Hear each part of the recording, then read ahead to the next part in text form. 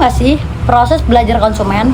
Dan apa sih belajar konsumen itu? Jadi di sini kami akan menjelaskan tentang belajar konsumen.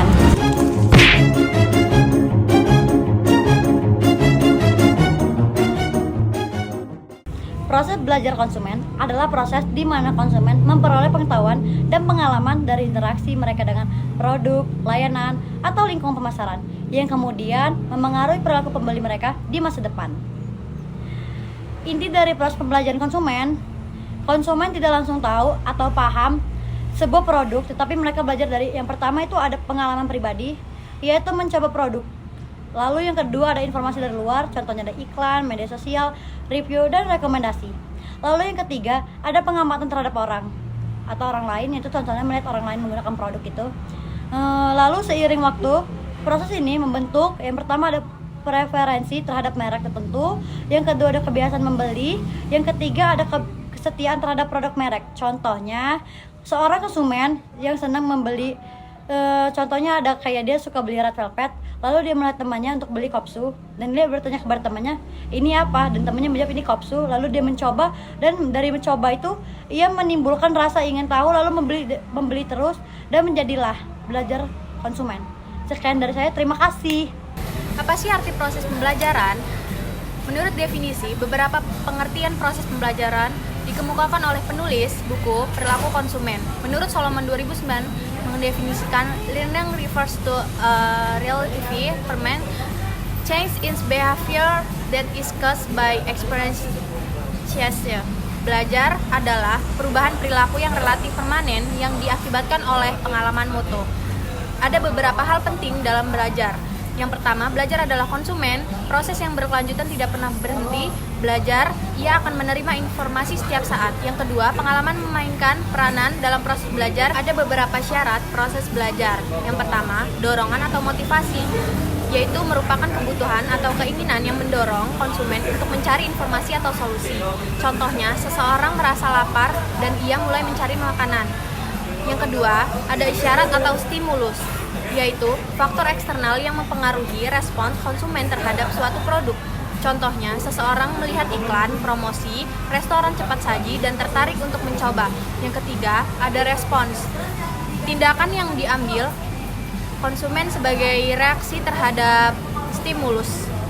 Contohnya, konsumen membeli makanan dari restoran yang diiklankan. Yang keempat, penguatan atau proses di mana pengalaman setelah pembelian menentukan apakah perilaku tersebut akan diulang atau tidak. Contohnya, jika makanan yang dibeli lezat dan pelayanannya baik, maka konsumen akan kembali ke restoran tersebut. Terima kasih. Teori pembelajaran konsumen. Yang pertama, teori pembelajaran kognitif. Konsumen belajar melalui pemrosesan informasi dan pengalaman, melibatkan pemikiran aktif dan analisis sebelum membuat keputusan. Contoh, konsumen membaca review produk sebelum membeli. Yang kedua, teori pembelajaran asosiasi. Konsumen belajar melalui asosiasi antara stimulus dan respon. Bisa terjadi melalui pengurangan, hadiah, hukuman. Contoh, konsumen lebih memilih merek tertentu karena sering melihat iklan di sosial media. Yang ketiga, teori pembelajaran observasional. Konsumen perilaku orang berlatar dengan mengamati perilaku orang lain. Bisa dari influencer, teman, keluarga. Contoh, konsumen mencoba skincare baru setelah melihat influencer menggunakannya. 7 tahapan proses belajar konsumen. Yang pertama adalah paparan. Penjelasannya adalah konsumen pertama kali terpapar informasi produk itu sendiri. Yang kedua, perhatian. Konsumen mulai tertarik dan memperhatikan produk itu. Yang ketiga adalah pemahaman. Konsumen memahami manfaat, fungsi, dan fitur produk itu sendiri. Yang keempat adalah penyimpan. Informasi disimpan dalam memori jangka panjang. Yang keenam adalah tindakan. Konsumen mencoba membeli produk itu sendiri. Yang terakhir adalah timbal balik. Pengalaman yang diperoleh akan memperkuat atau memperlemah perilaku konsumen di masa depan. Ada 5 contoh proses belajar konsumen dalam kehidupan nyata yang tanpa kita sadari telah terjadi di kehidupan kita. Pertama, konsumen melihat iklan di media sosial. Pasti kita semua pernah menemukan iklan di media sosial seperti TikTok, Instagram, dan lain-lain. Kedua, tertarik karena review positif. Contohnya seperti kayak kita lagi scroll TikTok, lalu ada iklan yang memaparkan produk mereka. Lalu kita lihat reviewnya. Jika review dari produk tersebut positif, otomatis ada rasa tertarik dari diri kita untuk membeli produk tersebut. Ketiga, membaca komposisi dan manfaat produk. Konsumen biasanya sebelum membeli suatu produk, mereka akan melihat komposisi dan manfaat dari produk tersebut.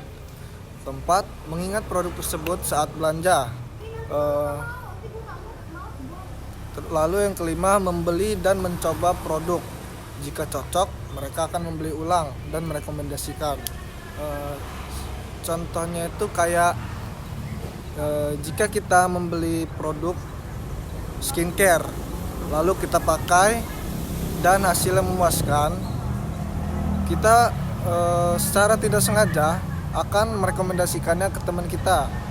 Kayak misalnya, ini pakai skincare ini aja nih, bagus di gua gitu kan, misalnya itu contohnya. Sekian, terima kasih. Implikasi proses belajar konsumen bagi pemasar.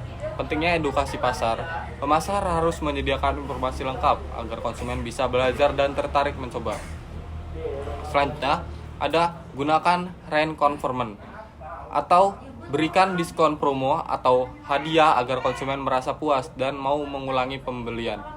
Soalnya reinforcement atau diskon promo ini sangat membuat tertarik konsumen untuk membeli produk yang kita pasarkan.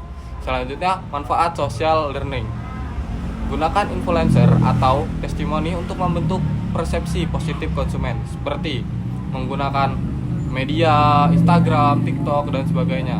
Selanjutnya ada ciptakan pengalaman positif, karena pengalaman mempengaruhi perilaku konsumen ke depannya. Untuk berbelanja ke kita lagi, konsumen biasanya memerlukan pengalaman yang positif, seperti pengalaman-pengalaman yang baik dan pengalaman-pengalaman yang membuat mereka mau mengulangi atau mau membeli barang kita lagi. Terima kasih.